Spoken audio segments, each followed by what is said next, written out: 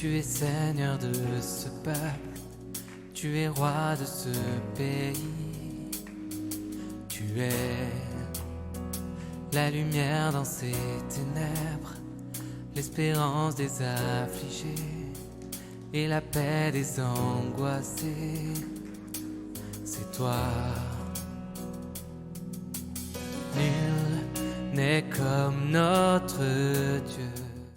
Nous continuons notre série dans le livre de Daniel, chapitre 1er jusqu'au chapitre 6. Et aujourd'hui, nous sommes au chapitre 5 sous le thème « Vivre dans un monde hostile à Dieu ». Aujourd'hui, on parle du Dieu qui juge. Et c'est un concept qui dérange, mais je crois aussi que c'est un concept qui ne sera pas très nouveau si vous avez fréquenté les églises depuis que vous êtes petit. La vérité, c'est qu'ici, chez nous, on met un accent, je dirais, un peu malsain sur l'aspect du jugement de Dieu. D'ailleurs, pour beaucoup d'entre nous, on a l'image d'un Dieu comme un policier qui vous attend au coin de la rue et il n'attend que vous fassiez les gaffes pour qu'il vous punisse. Souvent, d'ailleurs, c'est l'image que nous avons. Nous avons l'image, si on devait vous demander quelle est l'image de Dieu, vous avez l'image d'un Dieu qui a un gros fouet et qui vous attend au coin de la rue. Quand vous vous réveillez le matin et votre journée à Ekupita Muzuri, à la fin de la journée, vous vous dites, Dieu, qu'est-ce que j'ai fait? Parce que quelque part, vous vous dites, et c'est ça l'image qu'on a, et qui n'est pas une image saine. Ce n'est pas une image saine d'une doctrine pourtant vraie. La Bible insiste que le Dieu de la Bible, c'est un Dieu saint. Et puisqu'il est un Dieu saint, il ne peut pas tolérer le péché. Il doit agir face au péché. Et son action est une action de jugement. Ce n'est pas une action d'encouragement du péché, c'est plutôt une action de jugement. C'est un Dieu qui châtie le péché. C'est un Dieu qui juge et jugera le monde à cause de sa rébellion contre lui. Ça, c'est une vérité biblique. C'est une bonne nouvelle. Bonne nouvelle pourquoi? Parce que si vous avez souffert d'injustice, si vous avez souffert de conséquences du péché des autres, vous savez que le jugement de Dieu est quelque chose dans lequel vous espérez. Imaginez-vous ceux qui ont perdu les leurs dans des guerres innocemment. Ils savent que ceux qui les ont tués, parce qu'ils étaient forts, parce qu'ils étaient puissants, ils savent qu'un jour Dieu leur mettra devant leurs responsabilités et ils rendront compte. Et donc quelque part ça vous apaise de savoir qu'il y a un juge, que les choses ne seront pas impunies, ne resteront pas impunies, qu'il y aura un jugement. Mais aussi c'est un avertissement pour nous tous. Et peut-être qu'on ne le dit pas, ou on le dit mal, mais la vérité, c'est que le jugement de Dieu pèse sur chacun de nous. Si, et seulement si, nous ne nous revenons pas vers Christ. Si nous ne mettons pas notre confiance en Christ, le jugement de Dieu pèse sur nous. Dans Jean chapitre 3, il le dit. Il dit, mais à ceux qui ne l'ont pas reçu, le jugement de Dieu pèse sur eux. Alors ce matin, j'espère que vous serez dans une des deux catégories. Peut-être que vous êtes de ceux qui avaient mis votre confiance en Jésus. Alors vous serez de ceux qui trouvent dans le message d'un Dieu qui juge une bonne nouvelle. Une bonne nouvelle parce que vous, d'abord, vous savez que vous ne serez pas jugés, parce que vous regardez la croix. Et cette croix vous rappelle le Fils de Dieu qui prend le châtiment que vous méritiez.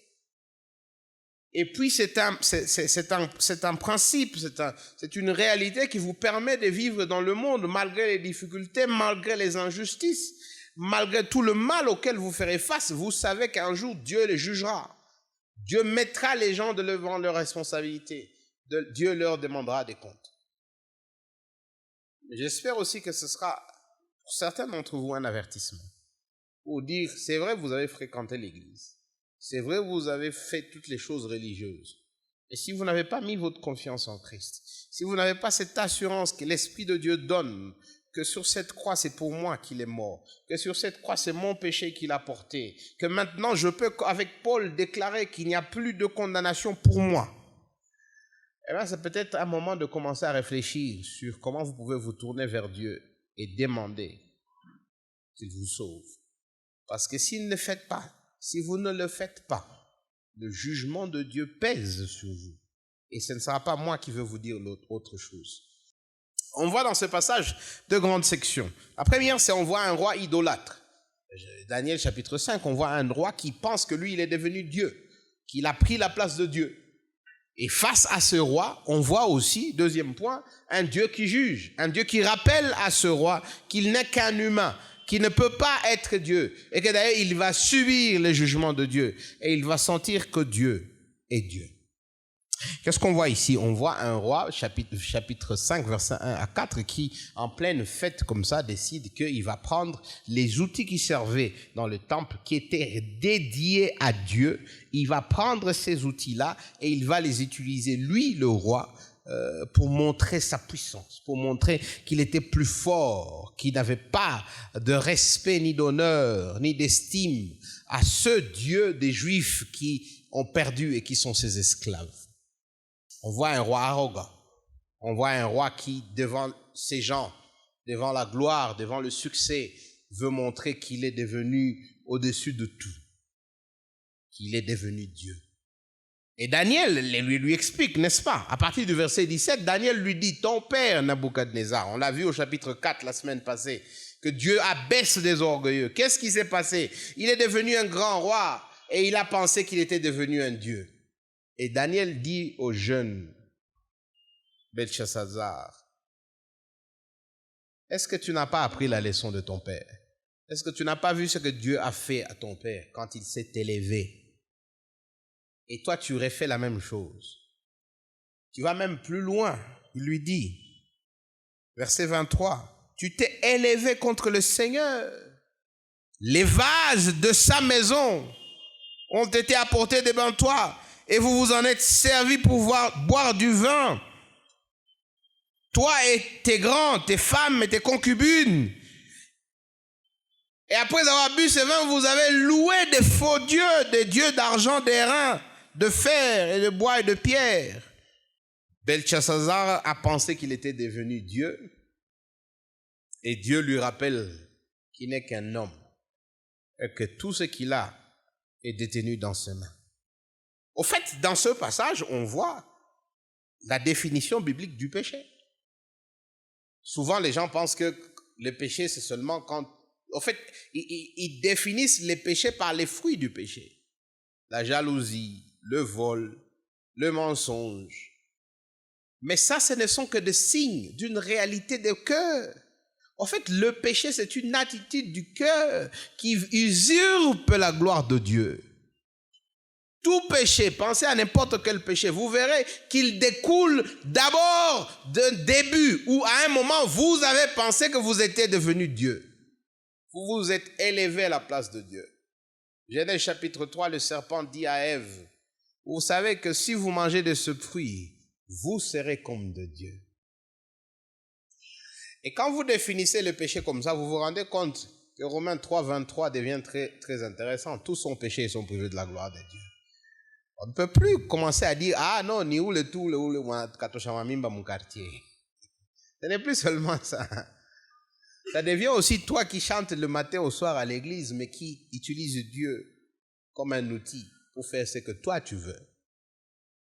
Et face au péché, le Dieu de la Bible ne reste pas comme un grand-père qui regarde. Vous savez, il y a des parents, petit maman va tellement dans ma dégâts, que son nom chongia quoi, vous allez dire, eh ouais, mtoto na fa ma dégâts. Bazazi bangujibia, eh ouais, na shule mtoto ashatushinda wa. Basi tufanya ashatushinda ule mtoto. Basi ukamate tu vie.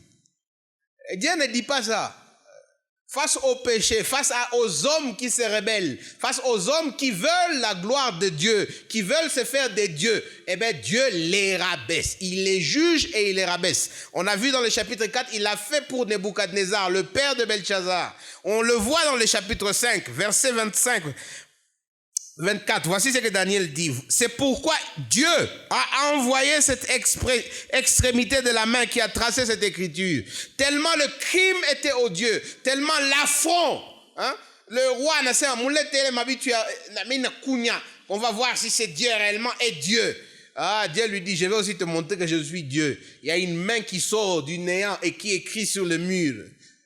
La main est venue et l'a écrit. Et Daniel donne l'explication de cette écriture, verset 25.